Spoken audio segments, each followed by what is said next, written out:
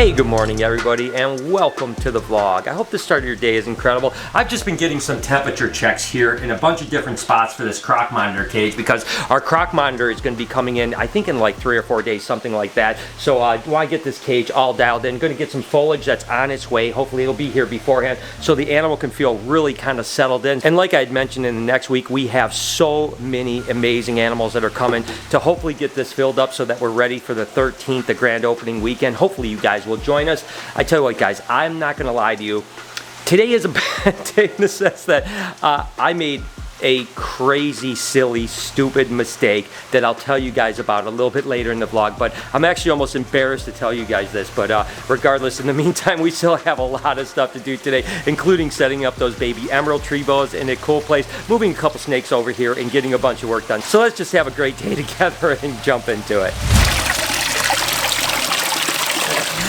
But seeing the turtles, they are getting settled in. I mean, I just came over a minute ago and they were all just kind of popped up here on the log. So every day that goes by, they're getting a little bit closer. See the one swimming right over here? He's coming up. Oh, there he is. Hey, guys, what's going on? Again, they're all swimming around now. Now they're not just hiding over in the corner. They're getting used to their environment. So that is absolutely amazing. I love that turtle pond. It's going to be so awesome to see kids step up on these little rocks right here and feed them. Oh my God, it's going to be awesome. This is our little emerald tree boas that we got just a week or so ago, and this was the setup that you kind of set up, just a temporary setup. Yep. We're going to set them up more like the dart frogs, actually. They won't have a waterfall because I don't think we have an extra pump, but they'll be all planted out, bioactive.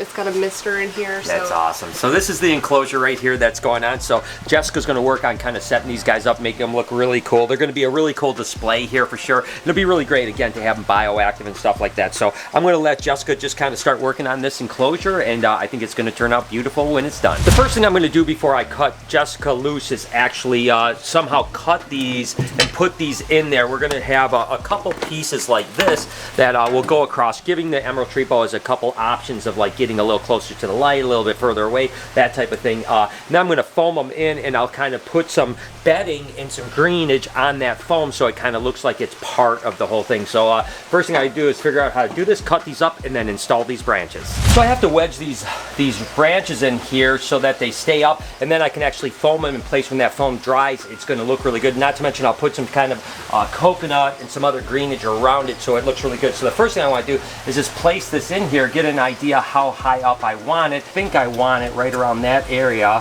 What I'll do is I'll make this cut, so I want the board to be about 17 inches, and I can adjust that a little bit. So what I'll do first is I'll make a little notch in this board.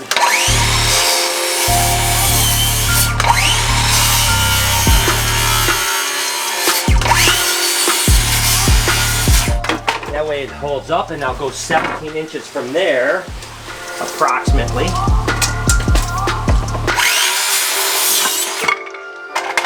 Put this board up like this, wedge this in the best I can, like that, and then I'm going to foam around.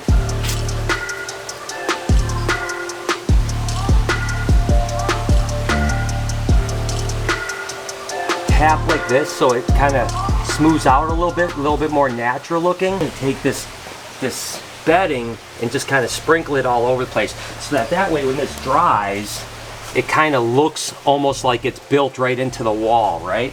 I even have a little bit of green here too. I can do the same thing with, kind of put a little bit of moss here so that the moss kind of sticks just a little bit. So I'll work on this a little bit more, but I'm going to let this dry for a little bit, and I can probably come back and actually even like silicone a little on the branch so that the moss kind of crawls on that so it starts to really look natural. So once this is dry, Jessica can come and put the bioactive ABG, start putting plants in and stuff like that. So this will dry for the next probably half hour, 45 minutes. It's been a while since I just showed off some killer ball pythons. This happens to be a Stinger Enchi Fire Yellow Belly. Oh my gosh, that's a lot of genes. Obviously you've got Enchi, you've got Spider, you got Fire, you got Yellow Belly, and you've got Orange Dream. So this thing is ridiculous. I mean, wow, that thing, it's just, I mean, some of these ball pythons are crazy. And this one has definitely got to be something I raise up. I mean, this is a pewter highway. So it's a pastel highway with cinnamon in it. And my gosh, I just love that gray pattern to it, kind of sooty, almost smoky look. Oh my gosh, that thing is an absolute absolute ripper, and I want to definitely raise this up, see what it looks like when it's an adult. Okay, so I want to tell you guys what an idiot I am, by the way. But so you'll find out in a couple days when I have a couple vlogs that are kind of a flashback of some things that are happening. But you guys know that I've been working super hard here and stuff like that. Lori and myself were actually going to go on vacation. We're going to go down to Mexico for a few days just to take a little bit of a mental break. We definitely needed it. I mean, it's been a crazy few months, as you guys know. So regardless, we are filming a little bit out because we wanted to take those few days. We didn't want to skip vlogs. Again, I'll explain more about that when the next videos come out and stuff like that. Well, last night we were packing. Of course, it's an international flight, and you guys know that I've flown all over the world so many times it's not even funny. So we get everything together. We're supposed to be at the airport this morning about 5 hours ago, and we're flying down to Mexico for a few days to kind of get a little R&R, if you know what I mean. Thankfully, Lori looked at my passport. Now, in my head, I thought my passport expired in 2020. Well, guess what? It expired in 2019. So this is like 9 o'clock at night. Realize that we're supposed to be at the airport at 7 in the morning, and guess what? I don't have a passport. So I call the airlines, I call everybody I can possibly call, and everyone tells me the same thing.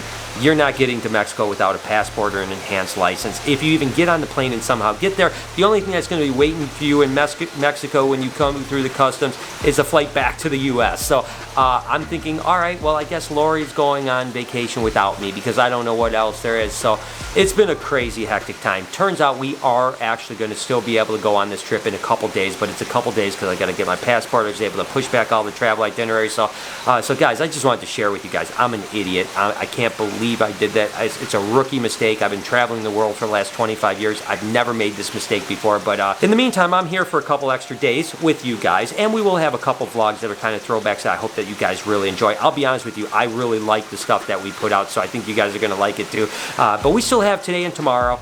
Then you'll be seeing a backflash of me because I'm going to be gone for a couple days. I hope you guys don't mind. So there it is. Go ahead, make fun of me in the comments. I deserve it. Continuing to slowly move animals over. I've got a bull snake that I wanted to bring over that is such a sweetheart. I know it's going to be a huge animal ambassador. I think that this enclosure down here is going to be perfect for it. So I'm going to go ahead and set that up, and then we'll move this bull snake over, and you guys can help me come up with a name for him. And like I've mentioned before, you know, every cage that we set up or habitat we set up, we're just kind of experimenting with, right? We don't know if the animal is going to actually do well in it, if we have to move it to something else. You know, some animals adjust really well. Weirdly enough, and I've talked about this a lot, you know, as much as I love the naturalistic big cages, climbing branches, all kinds of different stuff, some snakes actually, believe it or not, stress out with it. They just don't like that open space, and sometimes it just doesn't work out. So this animal hopefully will like its new enclosure. Bull snakes are really cool. You know, pines, gophers, bulls they're a big colubrid snake. They're usually relatively placid and cool animals,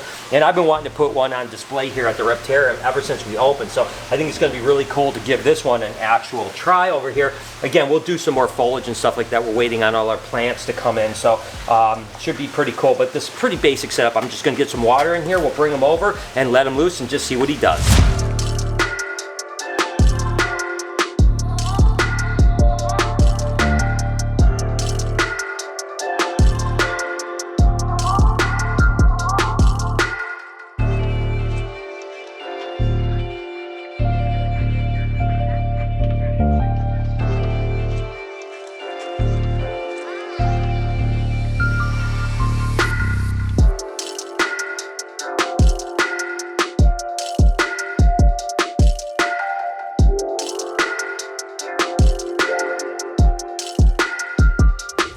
This is the bull snake I was talking about. It's really got a beautiful kind of rich dark color that a lot of my bull snakes don't have. They're more light colored, so I think it's really good, and you can see how unbelievably tame and placid it is. So I think from a social animal, it's going to be a real hit. Again, a colubrid that gets relatively big, but is super tame. So and doesn't move around like crazy, right? It's not like a crazy animal. So I'm just going to go ahead and let it loose in here, and hopefully it'll enjoy its new environment. Again, we'll probably have to do some hide stuff. There's a little hide in the back over here, and then some foliage and stuff like that. But in the meantime, I'm just going to let it wander, and I think this is going to be the perfect. God, that looks so good in that cage. I tell you what, look at that. Oh my gosh, that is awesome. It just looks beautiful. And again, look at, what are you doing though, silly monkey? What do you got going on? Oh my God, I love it. I'll just kind of hang out here with it, see where it's going to do. I think it's going to have a lot of room to climb in this enclosure. I think it's going to be absolutely incredible. So yeah, so there it is. Another animal ambassador over at the Reptarium. These cages are going to fill up pretty soon. I cannot wait to share with you guys some of the stuff that we got coming in over the next week or so. It's going to be amazing. But in the meantime, this guy looks amazing. So Jessica, you are done. It looks absolutely incredible. These are going to look so good in here. So do the honors. And this is the fun part, right, guys? Is putting the actual animals in the enclosure, waiting to see where they go. I mean, they've got a lot of options for where they can actually go on the branches. So Jessica's going to just really slowly, kind of gently put them in here and let them find their way. There you go, buddy. Oh my God, they look so good over there. Oh my God, look at that.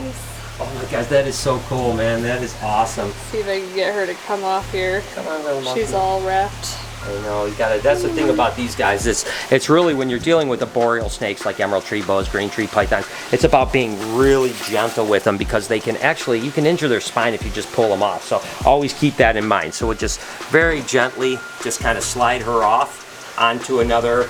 You wanna go up there? Gosh, they look so good in there, don't they? Oh my God, yeah. That is amazing. That's like seriously like a dream cage for me, man. That is just ridiculous. They just look so great with the real plants, Yeah. like all the snakes, really. Oh my gosh, that's amazing. So there it is, guys. A couple more exhibits for the new Reptarium. Well, this is actually in the old Reptarium, but nevertheless, we're moving things around so we can fit new stuff. Going to be really cool, not only to come and see these baby emerald tree boas, but to see that octogenic change when they start to change green is going to be super cool. Oh yeah, that'll be really awesome to watch them change. I know. Well, good job. You did great on it. I appreciate it. Thank you. And this one's actually a Stinger Bee Calico Orange Dream Yellow Belly. Oh my gosh. So again, it's a bumblebee, it's an orange dream, it's a Enchi, it's a calico, and it's a yellow belly. Ooh, doggy. That is unbelievable. I mean, the paint job on this is ridiculous. And that highway stuff is really great. It's an allelic animal that when you breed a yellow belly and a gravel together, you get the highway stuff. This happens to be a super pastel highway ball python. And again, just those purples and yellows that make it out with the white background.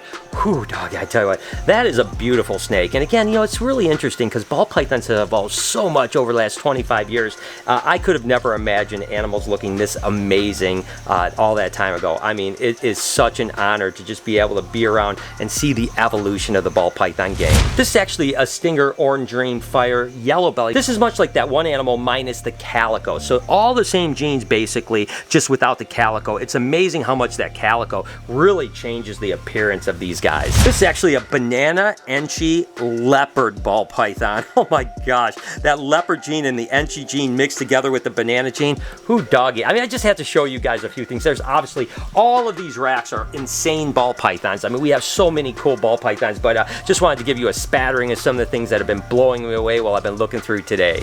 Good to see the bull snake is settling in nicely. Just kind of buried in the bedding right there, moving around. It's awesome. Again, let me know in the comments what you think we should name this bull snake. He's absolutely amazing, that's for sure. So I need name suggestions because I think he's going to be a big hit over here at the new Reptarium.